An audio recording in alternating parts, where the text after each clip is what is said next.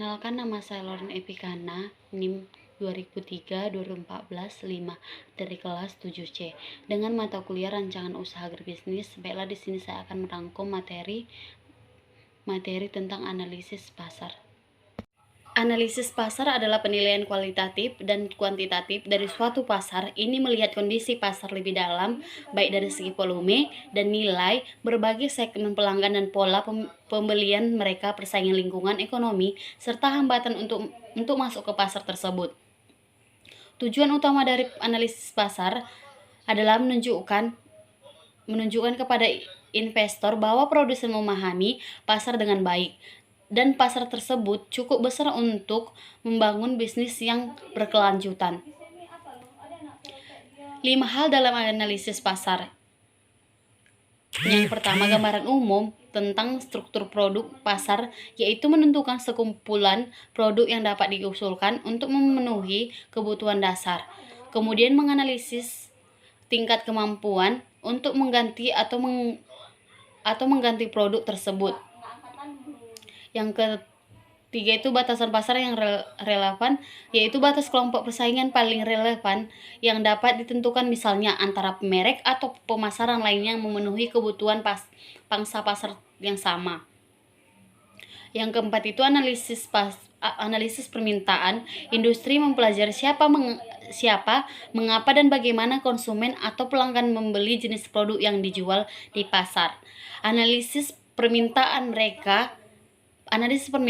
merek adalah untuk memahami bagaimana pembeli memilih antara merek atau penjual di pasar yang relevan. Identifikasi berdasarkan penelitian perusahaan tentang peluang pasar dan potensi pasar. Langkah-langkah analisa pasar. Yang pertama itu menentukan pasar yang relevan. Yang kedua itu menganalisa permintaan primer. Yang ketiga itu menganalisa permintaan selektif. Yang keempat itu analisa pasar untuk menetapkan segmen pasar.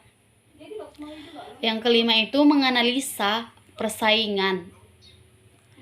Dan keenam itu analisa pasar untuk mengidentifikasi target potensial. Faktor yang mempengaruhi analisis pasar: ukuran pasar sebelum memasuki pasar baru atau lanjutan. Diperlukan mengetahui ukuran pasar bisnis yang akan dibuat. Ukuran pasar ditentukan melalui volume pasar yang potensi pasar. Volume pasar menunjukkan totalitas semua volume penjualan yang direalisasikan dari pasar khusus, sedangkan faktor ukuran pasar ini sangat penting dalam mengidentifikasi apakah produsen akan menggunakan strategi pemasaran khusus atau strategi pemasaran massal. Nah, tingkat pertumbuhan pasar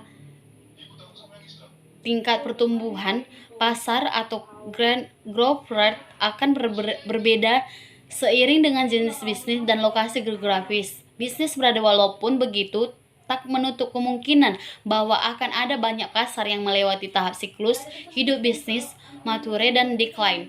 Keuntungan bisnis itu faktor ketiga dalam analisis pasar adalah keuntungan bisnis atau profitabilitas. Umumnya profitabilitas bergantung pada brand, persaingan pasar, dan lain-lainnya. Seorang pakar bernama Michael Porter berancang kerangka kerja yang berguna untuk mengevaluasi keuntungan beserta daya tarik industri ataupun pasar. Struktur pasar perusahaan. Sebelum memasuki pasar perlu dilakukan dalam menganalisis struktur biaya dan segala kemungkinan apakah bisnis produsen dapat bertahan di pasar. Struktur biaya juga berguna untuk merumuskan strategi untuk mengembangkan keunggulan kompetitif dan menguntungkan profitabilitas perusahaan. Nah, saluran distribusi. Faktor selanjutnya adalah produsen perlu menentukan profil distributor dan jaringan distribusi ideal yang bisnis produsen inginkan. Tren pasar adalah pergerakan pasar ke atas atau ke bawah selama periode waktu tertentu. atau critical marketing. Faktor kesuksesan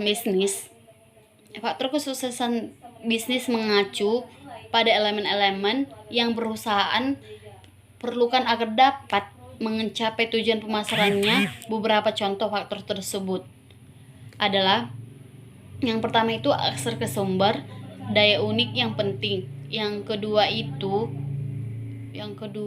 kemampuan untuk mencapai skala ekonomi terbaik. Yang ketiga, akses ke saluran distribusi manapun. Yang keempat itu perkembangan teknologi. Sekian dan terima kasih.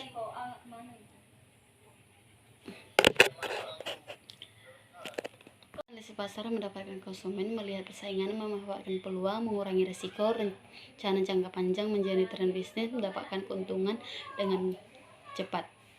Sekian hasil presentasi saya. Terima kasih.